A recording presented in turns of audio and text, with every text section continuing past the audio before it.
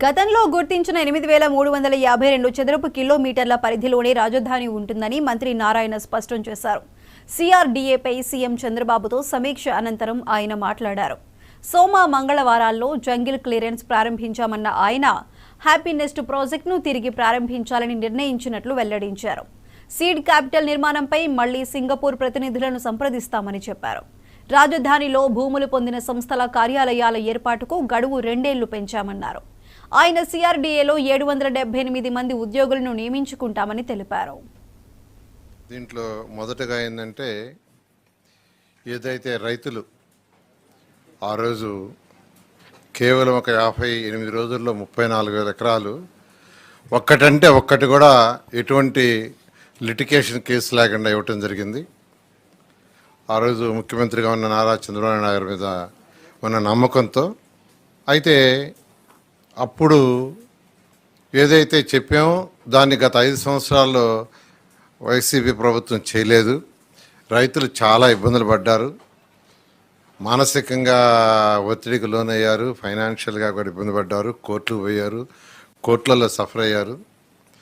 అందులో వాళ్ళకి ఏదైతే యాన్యుటీ ఉందో యాన్యుటీని పెన్షన్స్ ఈ రెండింటినీ మరొక 5 సంవత్సరాలకి పొడిగిచ్చేదానికి ఈరోజు అథారిటీ తీసుకున్నది. అంటే అంతకుముందు యాన్యుటీలో జరీబ్ అయితే 5,000, జరీబ్ కాకుండా ఉంటే 3,000 ఎవరీ ఇస్తున్న ఎన్హాన్స్మెంట్. అలా కాకుండా ఈరోజు వాళ్ళకి ఎంత అయితే ఉందో అదే అమౌంట్ రాబోయే 5 సంవత్సరాలకి కంటిన్యూస్గా ఇచ్చే విధంగా. అంటే ఈరోజు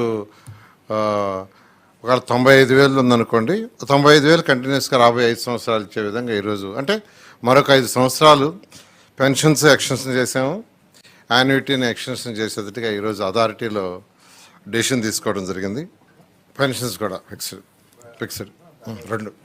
తర్వాత రిక్రూట్మెంట్ అంటే సిఆర్డీకి 778 మంది అప్పుడు ఎంప్లాయీస్ ఉన్నారు. మొత్తం వాళ్ళలో డిప్యుటేషన్ వచ్చిన వాళ్ళు 190 మంది, కాంట్రాక్ట్ ఎంప్లాయీస్ ఒక 75 మంది, అవుట్సోర్సింగ్ ఒక 60 మంది, డైరెక్ట్ రిక్రూట్మెంట్ ఒక 188, మొత్తం 778 మంది ఉంటే ఇప్పుడు కేవలం 249 ఉన్నారు.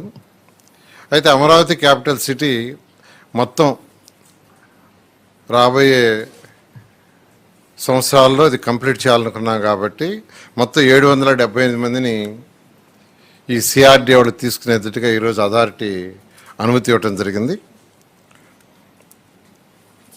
అదేవిధంగా అంతకుముందు 47 మంది కన్సల్టెంట్స్ ఉన్నారు, డిఫరెంట్ కన్సల్టెంట్స్, ఫైనాన్షియల్ కన్సల్టెంట్స్ కావచ్చు, డిజైన్ కన్సల్టెంట్ కావచ్చు. అట్లా దాంట్లో 47 మందిలో ఇప్పుడు 32 మందిని యాక్చువల్గా తీసుకుంటున్నాం.